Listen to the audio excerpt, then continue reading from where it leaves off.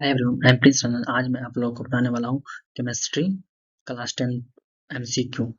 तो क्लास 10 का एमसीक्यू बताने वाला हूँ केमिस्ट्री का। तो एग्जाम पॉइंट ऑफ तो बहुत इंपॉर्टेंट एमसीक्यू होगा। तो चलिए हम लोग बढ़ते हैं।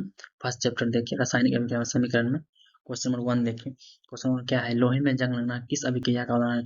लोहे में जंग लगना ऑक्सीकरण अभिक्रिया का उदाहरण है। तो ऑप्शन बी सी आपका करेक्ट आंसर हो जाएगा।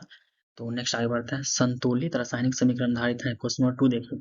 संतुलित रासायनिक समीकरण आधारित है। संतुलित रासायनिक समीकरण द्रव्यमान संरक्षण नियम पर आधारित है। ऑप्शन बी आपका करेक्ट आंसर हो जाएगा। द्रव्यमान संरक्षण नियम पर आधारित है। तो ऑप्शन बी आपका करेक्ट आंसर हो जाएगा। तो नेक्स्ट आगे बढ़िए। उष्मा क्वेश्चन नंबर 3। उष्मा छोड़ने वाली अभिक्रिया कहलाती है। उष्मा छोड़ने वाली अभिक्रिया उष्मा क्षेपी कहलाती है। तो ऑप्शन सी आपका करेक्ट आंसर हो जाएगा। ऑप्शन जो क्लियर। तो नेक्स्ट आगे बढ़ते हैं। क्वेश्चन नंबर 4 देखिए। CaCO3 टूट के CaO प्लस CO2 बनता है। तो यह कहलाता है, यह आपका अपघटन कहलाता है। तो ऑप्शन आपका बी आपका करेक्ट आंसर है। अपघटन कहलाता है। ये टूट के ये टूट के ये बनता है। ऑप्शन बी आपका हो जाएगा अपघटन। अपघटन में होता है। तो क्वेश्चन 5 देखिए। संक्षारण के लिए आवश्यक है। संक्षारण के लिए आवश्यक यहाँ पूछा है, संक्षारण के लिए आवश्यक है। संक्षारण के लिए ऑक्सीजन और नमी आवश्यक है। तो ऑप्शन सी आपका करेक्ट आंसर हो जाएगा। संक्षारण के लिए ऑक्सीजन और नमी आवश्यक है। तो ऑप्शन सी आपका करेक्ट आंसर हो जाएगा। तो चलिए नेक्स्ट हम लोग आगे बढ़ते हैं। ये तो हम लोग को नेक्स्ट चैप्टर अध्याय 2 देखते हैं। अम्ल क्षार एवं लवण। तो अम्ल क्षार एवं लवण में क्वेश्चन नंबर 6 देखिए। नींबू में पाया जाने वाला अम्ल है। नींबू में पाया जाने वाला अम्ल, यहाँ पे है नींबू में पाया जाने वाला अम्ल साइट्रिक अम्ल कहलाता है। साइट्रिक अम्ल होता है नींबू में पाया जाने वाला। तो क्वेश्चन नंबर 7 देखिए। ये क्वेश्चन बहुत इंपॉर्टेंट क्वेश्चन है। ये कितना बार में पूछा गया है? तो इस पे स्टार लगा लीजिए। तो देखिए इसमें क्या है, अम्लीय व्यंजन का पीएच मान होता है। अम्लीय व्यंजन का पीएच मान 7 से कम होता है। ये क्वेश्चन बहुत इंपॉर्टेंट है, बहुत बार पूछा गया है। अम्लीय व्यंजन का पीएच मान 7 से कम। तो क्वेश्चन नंबर 8 देखिए। बैंकिंग सोडा का रासायनिक नाम है। बैंकिंग सोडा का रासायनिक नाम बैंकिंग सोडा का रासायनिक नाम सोडियम बाइकार्बोनेट होता है। ऑप्शन बी आपका करेक्ट आंसर हो जाएगा। तो नेक्स्ट क्वेश्चन 9 देखते हैं हम। वांशिक सोडा का सूत्र है। देखिए ये क्वेश्चन बहुत इंपॉर्टेंट है। ये क्वेश्चन भी बहुत बार पूछा है। इस पे भी स्टार लगा लीजिए। वांशिक सोडा का सूत्र होता है Na2CO3। ऑप्शन बी आपका करेक्ट आंसर हो जाएगा। इसका सूत्र Na2CO3 होता है। तो क्वेश्चन नंबर 10 देखते हैं। दांतों की सड़ना शुरू होती है जब पीएच मान, दांतों की सड़ना तब शुरू है जब पीएच मान 5.5 से हो। जब पीएच मान 5.5 हो तब दांतों की सड़ना शुरू हो जाती है। तो चलिए हम नेक्स्ट बढ़ते हैं आगे। चलिए तो हम लोग अध्याय 3 देखते हैं। धातु एवं अधातु। तो धातु एवं अधातु में क्वेश्चन लगा देखिए। सबसे हल्की धातु है लिथियम। सबसे हल्की धातु लिथियम होती है। ये भी क्वेश्चन पूछा गया। सबसे हल्की धातु लिथियम होती है। क्वेश्चन 12 देखिए। धातुएं सामान्यतः होती हैं, धातुएं सामान्यतः चमकीली होती हैं। तो 12 का ऑप्शन सी आप करेक्ट आंसर हो जाएगा। धातु एक सामान्यतः चमकीली होती है। अयस्क से धातु निकालने की प्रक्रिया कहलाती है निष्कर्षण।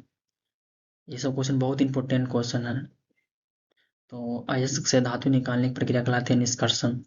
क्वेश्चन नंबर 14 देखिए। जस्ता का अयस्क है। देखिए ये क्वेश्चन पूछा गया है।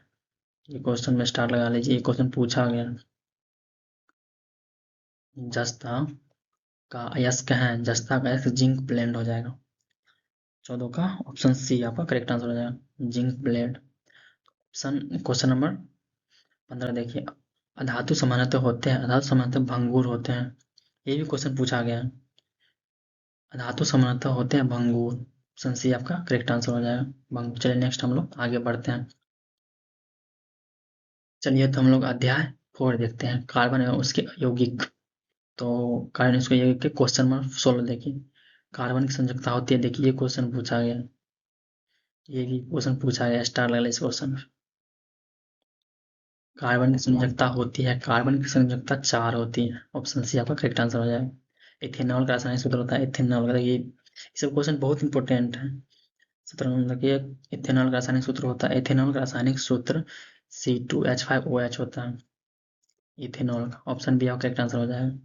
साबुन कार्य करता है इम्यून देखिए साबुन कार्य करता है इम्यूनिफिकेशन पे। ऑप्शन सी आपका करेक्ट आंसर हो जाएगा, साबुन कार्य।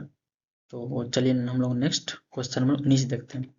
क्वेश्चन 19 में संतृप्त हाइड्रोकार्बन कहलाता है, संतृप्त हाइड्रोकार्बन एल्केन कहलाते हैं। तो ऑप्शन सी आपका करेक्ट आंसर हो जाएगा। तो क्वेश्चन नंबर 20 देखिए, सिरके में पाया जाने वाला अम्ल है। देखिए क्वेश्चन भी इम्पोर्टेंट है, ये क्वेश्चन पूछा गया है, स्टार लगा ले इस पर। सिरके में पाया जाना अम्ल है, सिरके में पाया जाना एसिटिक अम्ल, सिरका में एसिटिक अम्ल पाया जाता है। तो चलिए नेक्स्ट हम लोग आगे बढ़ते हैं। चलिए तो हम लोग अध्याय 5 देखते हैं, पर्यावरणीय रसायन। तो पर्यावरणीय रसायन में क्वेश्चन नंबर 21 देखिए, ओजोन परत हमें बचाती है, ओजोन परत हमें बचाती है परावैंगनिक किरणों से, ओजोन परत हमें परावैंगनिक किरणों से बचाती है। तो ऑप्शन बी आपका करेक्ट आंसर हो जाएगा। तो नेक्स्ट हम लोग 22 देखिए, क्वेश्चन नंबर 22, जैव अपघटनीय पदार्थ है, जैव अपघटनीय पदार्थ है, जैव अपघटनीय पदार्थ कागज। हाँ देख सकते हैं आप लोग, निर्जीव कागज है जैव अपघटनीय पदार्थ। तो ऑप्शन सी आपका करेक्ट आंसर हो जाएगा।